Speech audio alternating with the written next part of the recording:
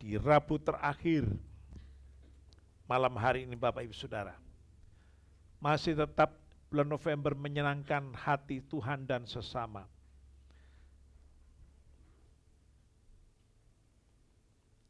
Kita melihat satu ayat ini,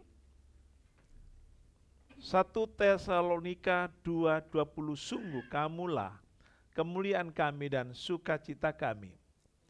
Kita sangat berharap ayat ini kita bawa. Bukan lagi sudah di Alkitab, tidak lagi di Alkitab, tetapi sudah di hati saya dan saudara. Biarlah kita timba dan Roh Kudus memetraikannya di dalam loh hati kita masing-masing. Saudara yang dikasihi Tuhan, saya akan mengajak bagaimana mempertahankan dan memperkaryakan perkenanan Tuhan. Bagaimana kita benar-benar mempertahankan dan memperkaryakan perkenanan Tuhan. Apa yang menjadi perkenanannya? Tidak lain adalah di mana saya dan saudara adalah betul-betul kemuliaan dan sukacita Tuhan. Biarlah kemuliaan dan sukacita Tuhan itu terus kita kembangkan. Seperti tidak beda seperti hanya Kejadian 2 ayat 15. Eden, bagaikan kita ada di Eden, kita kembangkan Eden. Kita karyakan, kita pelihara dan kita kembangkan. Jadi tidak cukup hanya sampai di situ saja. Tidak boleh hanya begitu saja. Tapi mari kita karyakan, kita kembangkan, plus kita pelihara. Dan jangan pernah merusak. Itu indah. Kalau sampai merusak, sama artinya kita diusir yang kedua kali dari Eden. Dari Eden. Eden yang kedua sudah Yesus Kristus kembalikan saya dan saudara. Kita sudah dikembalikan ke Eden. Return to Eden sudah dikembalikan untuk setiap saudara dan saya. Melalui Kristus punya pengorbanan. Betapa sayangnya Dia terhadap kita semua yang ada malam hari ini. Kita bisa ada itu karena Tuhan semata. Gembalanya mengingatkan dan mendorong. Selebih daripada itu adalah saudara punya pribadi cinta dengan Tuhan. Saudara mempertahankan dan memperkaryakan perkenanan adalah membangkitkan rasa mengasihi dan mengampuni. Dua pribadi ini sudah ada. Namun kita terus berusaha membangkitkan bagaimana rasa mengasihi dan mengampuni sesama kita. Ada ayat berkata, bagaimana kita hidup dalam pengampunan. Mazmur 63 ayat 3 berkata, saudara dikatakan seperti ini, sebab kasih setiamu lebih baik daripada hidup. Bibirku akan memegahkan engkau. Saudaraku yang dikasihi Tuhan, sebab kasih setiamu lebih daripada hidup. Kasih setia Tuhan itu melampaui hidup kita. Sehebat apapun harga saudara dan saya, tidak sebanding dengan kasih setia Tuhan yang dinyatakan pada setiap saudara. Kalau engkau sudah merasa hidupmu bahagia, bersyukur. Tapi perlu diingat, kebahagiaan hidup saudara, harga yang hidup saudara miliki, tidak ada artinya dibanding dengan kasih setianya Tuhan itu. Dia bahkan lebih dari apa yang kita rasakan. Itulah sifat Tuhan. Tuhan dengan saudara dan saya itu selalu plus. Dan ini diminta Tuhan. Kedepankan itu. Kedepankan bagaimana mengasihi dan mengampuni. Karena dua hal ini adalah kunci. Kunci bagaimana menata hidup lebih baik lagi. Kunci bagaimana akur dengan siapapun. Itu kuncinya dua. Mengasihi dan mengampuni. Dua hal ini kalau disatukan benar-benar sangat luar biasa. Pertanyaannya, pernahkah Tuhan tidak mengasihi kita? Coba pertanyakan pada dirimu sendiri. Pernahkah Tuhan tidak mengasihi aku? Kalau menurut saya, Tuhan terlalu sayang dengan saya dan saudara. Pengampunannya luar biasa. Mungkin selama ini engkau tertuduh. Dan siapa yang menuduh itu? Bapak pembohong itu suka sekali selalu intimidasi saudara dan saya. Tetapi perhatikan ayat ini, kasih setiamu lebih baik daripada hidup. Dan ini berlaku untuk selamanya dan untuk siapapun. Lebih-lebih yang suka, maaf nih, lebih-lebih yang suka langganan dosa. Perlu diperdengarkan, perlu digembar-gemborkan kepada mereka. Supaya apa? Kasih setia Tuhan itu benar-benar boleh lebih dari suara dosa pada diri kita. Dengan demikian Bapak Ibu Saudara sangat mengasihi Tuhan. Haleluya. Dikatakan Matius 6 ayat 12 itu, pernahkah Tuhan tidak mengasihi saudara dan saya? Doa Bapa kami, dan ampunilah kami akan kesalahan kami, seperti kami juga mengampuni orang yang bersalah kepada kami.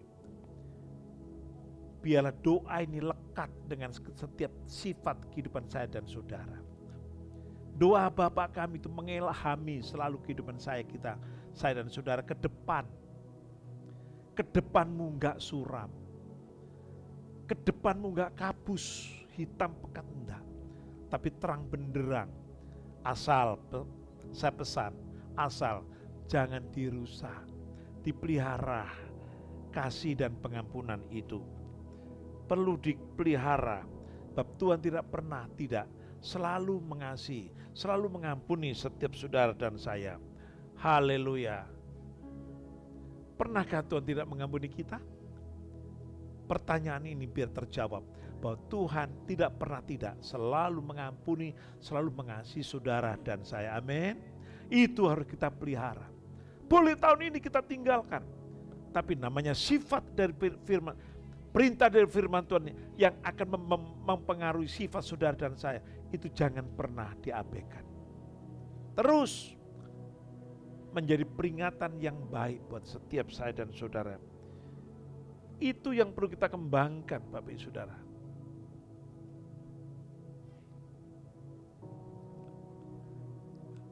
Haleluya. Itu yang harus kita kembangkan betul-betul. Apa yang dikembangkan? Sifat-sifat kita punya pengampunan dan kasih dan pengampunan itu perlu dikembangkan. Seperti pesan saya tadi, Kejadian 2:15. Eden dikembangkan, diniagakan, diusahakan, plus dipelihara dengan baik. Bila yang pertama ini saudaraku mempertahankan dan memperkaryakan perkenanan dan sudah bisa dilakukan, saudara sudah ngantongi satu poin. Puji Tuhan. Yang kedua saudaraku, belajar peduli dengan sesama. Saya ingin menyampaikan sesuatu yang tidak mudah tersentuh oleh kebanyakan orang, tetapi buat kita tidak. Kita peduli dengan hal-hal yang tidak dipedulikan mereka semua. Saudara dikasih Tuhan, belajar peduli dengan sesama. Tentunya yang tertolak bagi dunia. Memang tidak saya ketik yang terdapat dalam Matius pasal 25. Kita buka dan baca di Alkitabmu masing-masing.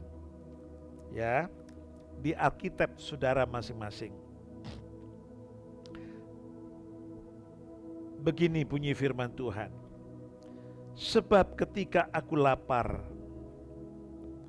kamu tidak memberi aku makan. Ketika aku haus, kamu tidak memberi aku minum. Ketika aku seorang asing, kamu tidak memberi aku tumpangan. Ketika aku telanjang, kamu tidak memberi aku pakaian. Ketika aku sakit dan dalam penjara, kamu tidak melawat aku. Lalu mereka pun akan menjawab dia, katanya, Tuhan, bila manakah kami melihat engkau lapar, atau haus, atau sebagai orang asing, atau telanjang, atau sakit, atau dalam penjara dan kami tidak melayani engkau? Maka ia akan menjawab mereka, aku berkata kepadamu, sesungguhnya segala sesuatu yang tidak kamu lakukan untuk salah seorang dari yang paling hina ini, kamu tidak melakukannya untuk aku. Sebelum saya uraikan, coba masing-masing bercermin diri dengan ayat-ayat yang sudah saya bacakan tadi. Adakah kita yang bereaksi? Adakah kita yang merespon? Tuhan sampai bicara, aku telanjang, kau tidak aku beri pakaian. Aku lapar, kau tidak aku beri makan. Aku haus, tidak kau beri aku minum. Aku menjadi orang asing, tidak kau berikan tumpangan. Aku di penjara, kau tidak pernah melawat aku. Murid-murid agak kaget juga, kapan ya Tuhan mengalami hal seperti itu? Cukup. Kalau kamu tidak melakukan dari mereka-mereka yang hina ini, engkau tidak pernah menyentuh mereka, engkau tidak pernah peduli dengan mereka, sama halnya, sama nilainya, engkau tidak pernah melakukannya terhadap aku. Saudaraku, Tuhan paling peduli dengan kaum marginal, kaum tertolak. Dia sangat peduli dengan mereka. Kalau saudara memperhatikan umat-umat, kalau bahasa Malaysia terjejas, terjajah itu terjajah. Terjajah oleh ekonomi, terjajah oleh ketidakadilan, dan lain sebagainya. Engkau berdiam diri. Engkau masa bodoh. Tapi engkau seperti orang Farisi di tengah jalan berdoa, membentangkan tangan sambil doamu seperti puisinya W.S. Rendra itu. Mungkinkah seperti itu? Puisi bentuk prosa. Engkau sampaikan dengan indahnya. Maaf, itu tidak ada artinya, kosong.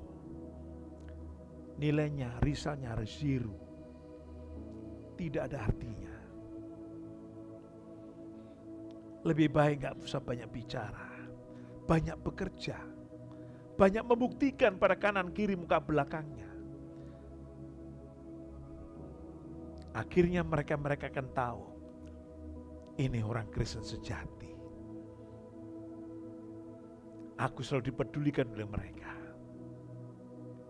Bapak Ibu Saudara, tahukah Anda, lebih berbahagia memberi daripada menerima. Kata Kisah Rasul 20:35b.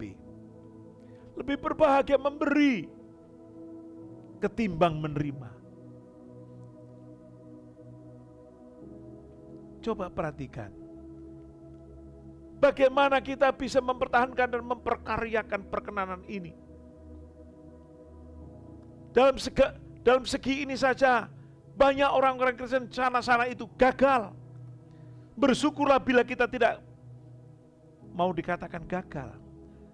Karena kita sudah mulai punya naluri seperti itu. Kita sudah mulai mencintai, mengasihi hal-hal seperti itu. Bersyukurlah. Kita bukan seperti mereka-mereka itu. Bahkan kalau memberi tangan kanan, tangan kiri teriak-teriak, tangan kiri memberi tangan kanan teriak-teriak. Dan ingin dicatat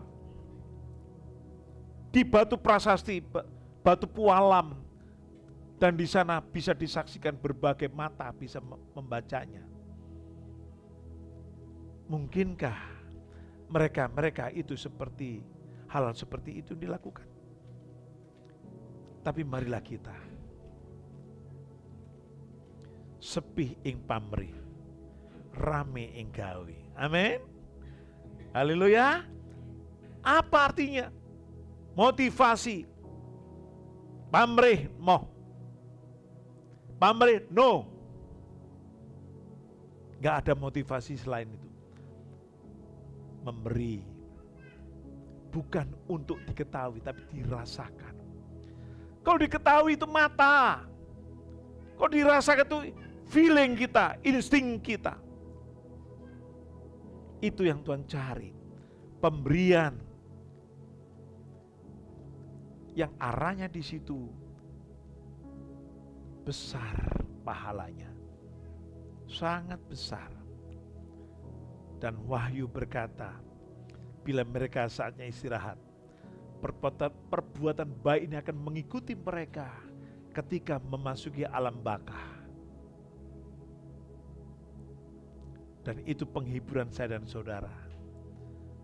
Ketika kita di surga nanti, Tuhan berkata, "Sabarlah hambaku, masuklah ke dalam kesukaan Tuhanmu. Aku telah menantikan engkau. Saatnya engkau merasakan apa yang perlu kau rasakan." Tapi beda dengan orang yang pelit, kikir, hitungan. Mereka gak akan mendapatkan apa-apa. Jadi seperti apa kata Tuhan? Aku lapar, kau biarkan aku kelaparan. Aku telanjang, kau biarkan aku kedinginan.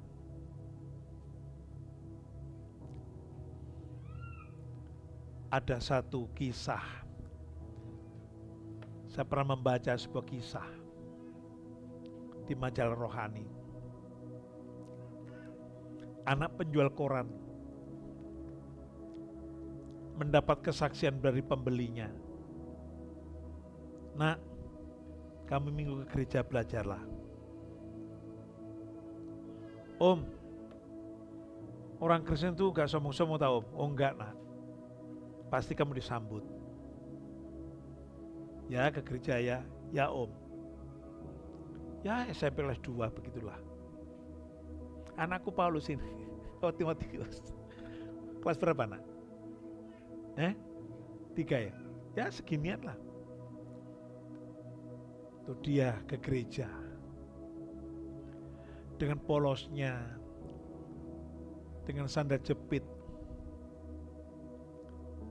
Mending kalau selalu tak bermerek kok. Mungkin buatan por gunung itu. Apa itu? Kan ada pabrik sandal plastik tos itu. Tetapi apa yang diterima ketika masuk gereja? Dia membayangkan bahwa dia akan banyak keluarga, banyak saudara, setidaknya orang tuaku banyak. Karena dia seorang yatim. Tapi apa yang terjadi? Karena yang pakai perlintis semua pakaiannya. Dan anak ini gak dianggap. Dia duduk dimanapun, disuruh minggir. Akhirnya dilempis di pojok belakang sendiri. Terus pada saatnya dia mau malu, mau nangis, dia keluar dari gereja di pojok aula sambil nangis. Dia nangis, kok gak cocok dengan Bapak yang bersaksi ke saya itu, gak cocok. Mana yang ku dapatkan? Dia nangis sambil nutup mukanya, tahu kan?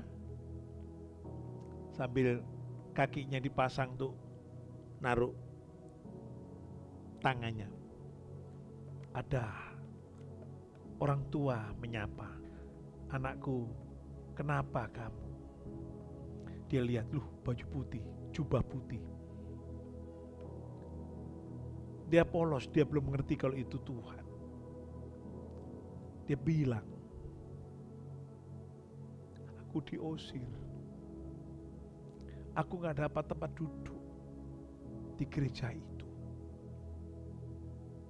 Orang tua ini bilang apa? "Jangankan kamu anakku, aku saja diusir mereka." Ini ilustrasi. Saya tahu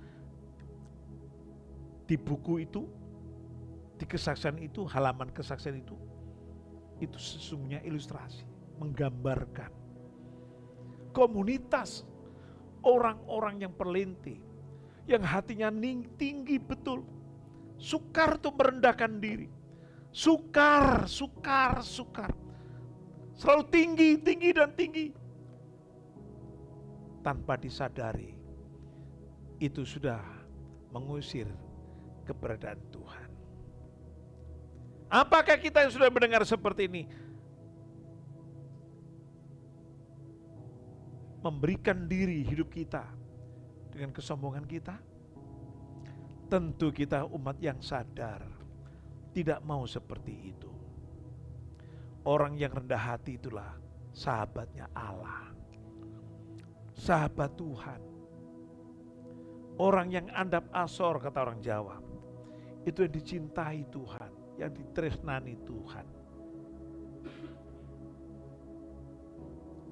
Mari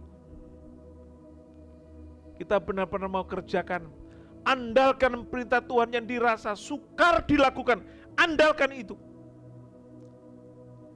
Perintah yang sukar dilakukan oleh orang lain biasanya sangat penting di hadapan Tuhan. Saking sangat pentingnya orang lain tidak bisa menyentuhnya.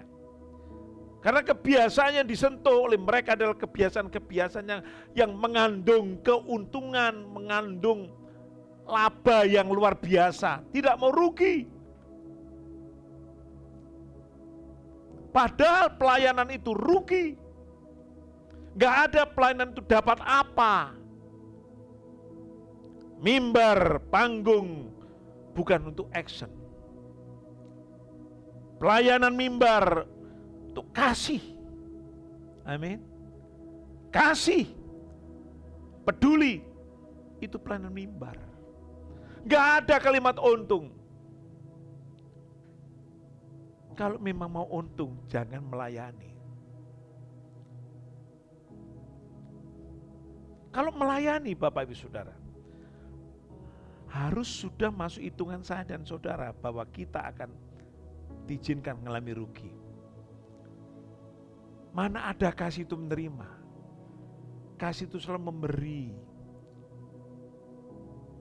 Itu saja harus kita pikirkan. Bila aku melayani, aku harus siap dirugikan.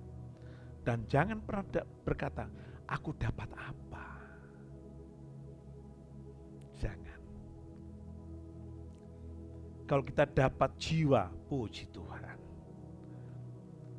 Aku dapat pahala surga karena jiwa, puji Tuhan.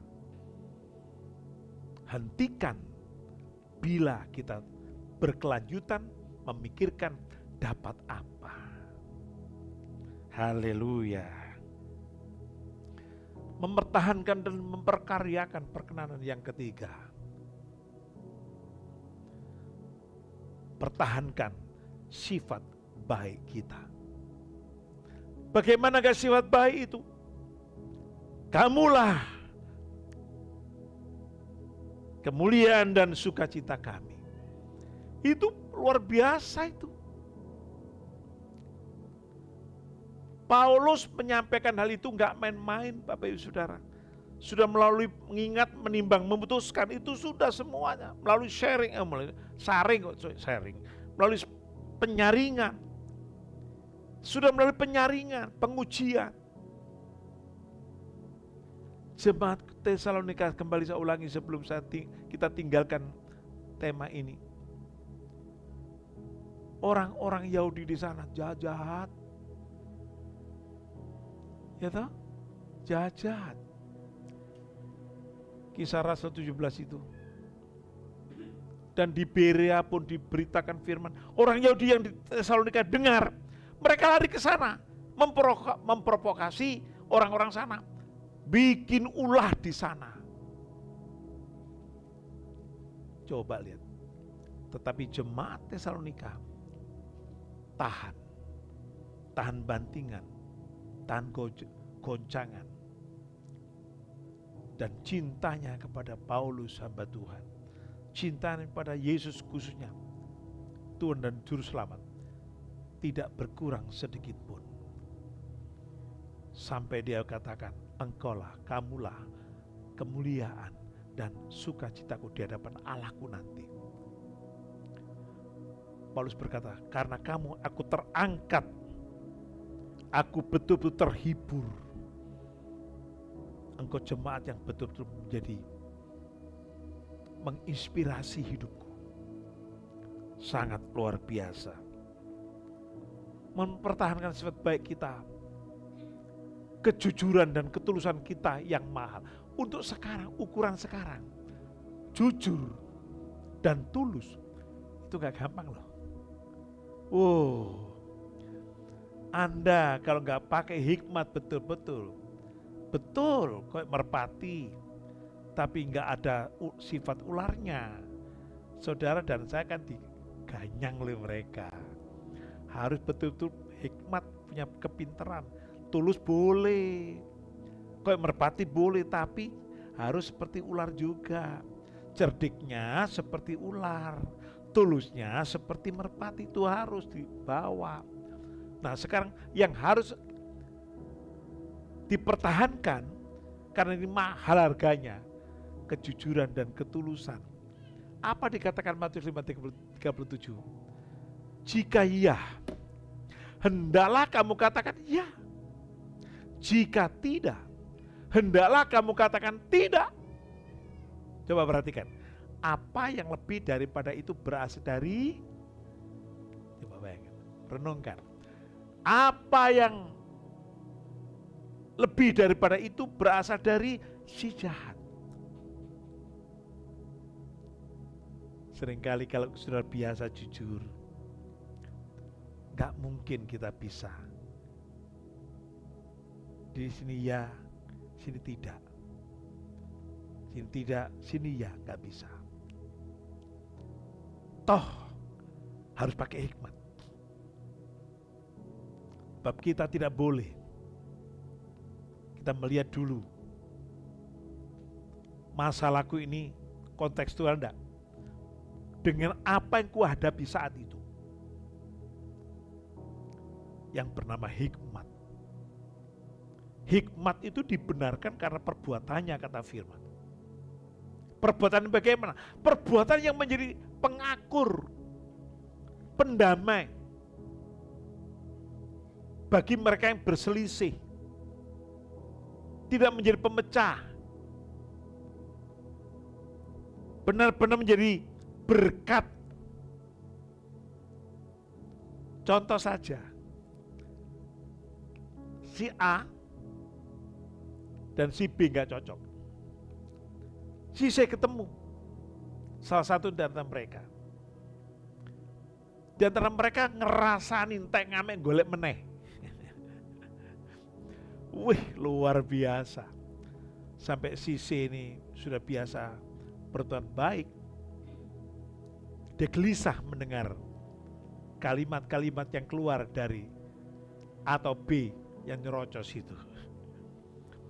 Lalu di antara satu atau B itu tanya, C, tadi ngomong apa dia? Nah ini harus, apakah harus jujur aku bicara? Apakah harus ya di atas ya, tidak di atas tidak? Gak bisa.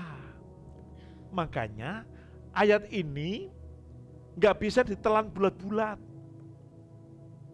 Dilihat kontekstualnya, dilihat konteksnya dulu. Kita harus menjadi pendamai. Kita harus menjadi penyejuk bagi mereka berdua.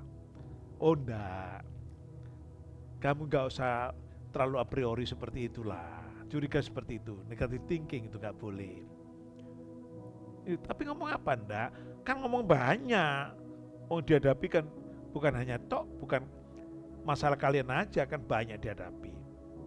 Kan pandai kita bicara. Kan bisa saja kita bicara. Kita rangkul mereka, kita pengaruhi dengan hal baik mereka, kita doakan mereka, dan kita berkati mereka. Jadi berkat bukan? Luar biasa itu. Haleluya.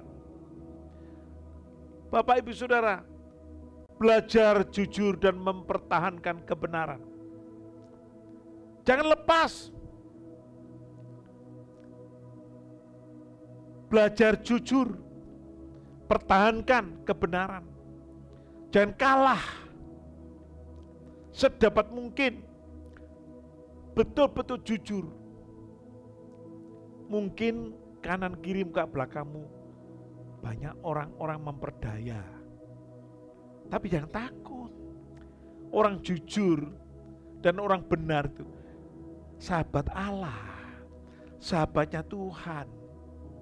Gak perlu Anda risau, gak perlu Anda takut, gak perlu Anda dibully mereka, gak perlu dimanfaatkan mereka, gak perlu.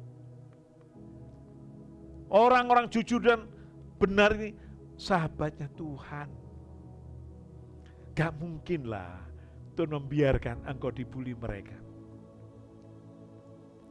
Gak mungkinlah mereka diizinkan mempeluk kutu saudara dan saya. Gak mungkin. Tetapi ada terbesit, hati kita gak tulus, hati kita gak jujur, ya tidak di atas ya, tidak di atas tidak. Bukan itu menjadi pemahaman saya dan saudara. Lain, pasti kita akan menjadi santapan mereka. Mereka nyantap kita seperti tanpa duri, tanpa hambatan. Karena gak ada pembelaan. Tapi marilah pertahankan jujur dan kebenaran dan kedepankan di sana. Seperti dikatakan 1 Korintus 13 ayat 4 ini, kedepankan kasih dan kesabaran kita. Kasih itu sabar, kasih itu murah hati, ia tidak cemburu, ia tidak memegahkan diri, dan tidak sombong. Biarlah ini melekat, bukan terdapat di Korintus itu, di Alkitab cetakan LAI, Lembaga Alkitab Indonesia, tidak. Tetapi di sini, kita timba di sini. Kita nggak gampang cemburu.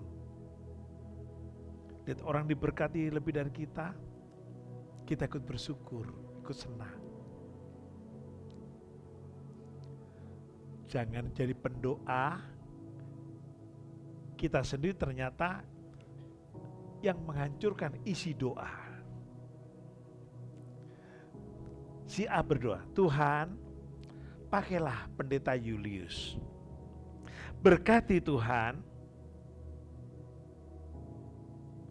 dipakai dan diberkati. Tapi rupanya si pendoa itu yang lebih dulu pencemburu dan menghancurkan nama baiknya Julius. Apa enggak bertentangan dengan isi doanya sendiri? Kita harus jiwa besar. Ketika kita berdoa, Tuhan pakai pendeta Julius, Tuhan pakai dia dan berkati dia. Dan ketika dimunculkan pemakaian Allah dan diberkati lebih dari pendoa itu sendiri, harusnya apa? Bersyukur. Amin. Bersyukur. Wah, aku seneng loh Anda diberkati. Saya pernah, saudaraku, tidak tahu orang ini pernah doa enggak dengan mendoakan saya enggak. Dia lihat saya itu kayak gelisah. Sudah melayani gereja ini, terus lihat rumah, gelisah. Saya ngerti itu. Lalu saya bilang sama dia, kawan, rumah ini kontrak. Oh, kontrak ya. Seneng wajahnya, saudaraku. Jadi lihat kontrak itu seneng, dengar seneng. Ketimbang saya beli, kami beli. Ngerti maksud saya? Wah, langsung semerengah wajahnya. Nggak dilipet gitu. Asalnya dilipet. Lihat gereja, lihat rumah, lihat saya punya mobil. Saya tahu. Lalu saya bilang, kawan, ini rumah masih kontrak, saya belum memiliki rumah. Sampai sekarang saya belum punya rumah. Oh, kontrak ya? Luar biasa. Ya, semoga saja dia nggak sempat sampai mendoakan saya begitu. Kalau sampai dia mendoakan saya berkati Pendeta Julius, pakai Pendeta Julius. Doa ada lagi yang khotbah di sini. Saya nggak tahu, karena saya nggak datang waktu ibadah dia ada khotbah. Hampir saya nggak percaya kalau ini Pendeta Julius punya gereja seperti ini. Dia khotbah, ngomong seperti itu. Saya tahu memang, dia memandang saya mata sebelah. Dan memang kami pisah lama, tahunan, bisa belasan tahun. Terus saya undang, ya Pak, khotbahnya minggu. Kok kebetulan saya nggak ada. Ada yang cerita. Saya nggak percaya kalau ini gerejanya teman saya Julius ini. Atau istri saya masih ingat gak itu? Di khotbah begitu. Saya simpulkan, orang-orang ini kurang fair dalam doa. Baik, masih ada lagi yang perlu pertahankan sampai akhir hidupmu. Haleluya. Ini adalah kunci mempererat persaudaraan vertikal dan horizontal, sesama dan Tuhan. Kita harus betul-betul vertikal, horizontal. Kita harus betul-betul pererat hubungan kita dengan mereka itu. Haleluya. Nah sekarang, ini pesan saya. Solusi untuk mempertahankan kebenaran. Bagi siapapun dan kapanpun, dimanapun Anda berada. Pertahankan seperti ini. Satu, jangan pakai kekuatan sendiri. Jangan pakai kekuatan sendiri. Ingat, kita ini ada manusia celaka. Pernah saya sampaikan tahu yang lalu? Roma 7:24 berkata, aku manusia celaka, siapakah yang akan melepaskan aku dari tubuh maut ini? Mengingat manusia celaka itu selalu nempel dengan saya dan saudara bila tidak ditangani serius. Dengan apa cara menanganinya? Kita lawan. Seperti Paulus berkata, fase 7 itu, 24, 25, sampai fase 8, Roh Kudus yang memungkinkan Paulus lepas dari manusia celaka itu. Ini yang kita ingat, bahwa manusia celaka ini sering kali mengikuti saya dan saudara, membuat kita tidak bisa melakukan apa-apa. Yang kedua, perlu dibaharui setiap hari. Dibaharui, saudara dan saya itu doa, tidak cukup pada waktu punya masalah, tidak cukup waktu mau pelayanan, tidak cukup punya tantangan persoalan. Tidak, setiap hari saudara berdoa bagaikan piring dapur. Ratapan 3:22-23. Tak berkesudahan kasih setia Tuhan, tak habis-habisnya rahmatnya, selalu baru tiap pagi, besar setiamu. Jadi setiap pagi itu dibersihkan. Gak mungkin sekaya apapun piring dibersihkan, kalau gak ditaruh rak, dilempar. Untuk apa? Buangnya. Berapa sih piring harganya? Cuci, buang pior. Gak mungkin. Piring setelah dipakai, dicuci, dibersihkan, dikorai, taruh di rak piring. Nunggu keringnya, kering dipakai lagi. Sama hidup saya dan saudara seperti itu. Solusi untuk mempertahankan kebenaran, di samping kita itu harus betul-betul menyingkirkan manusia celaka itu, mau dibarui setiap saat. Dan bukan hanya dibarui, saudaraku, saya mau kebut terus. Yang ketiga, nempel terus dalam Tuhan, bagaikan ranting pohon dan ranting yang tidak pernah bisa dipisahkan.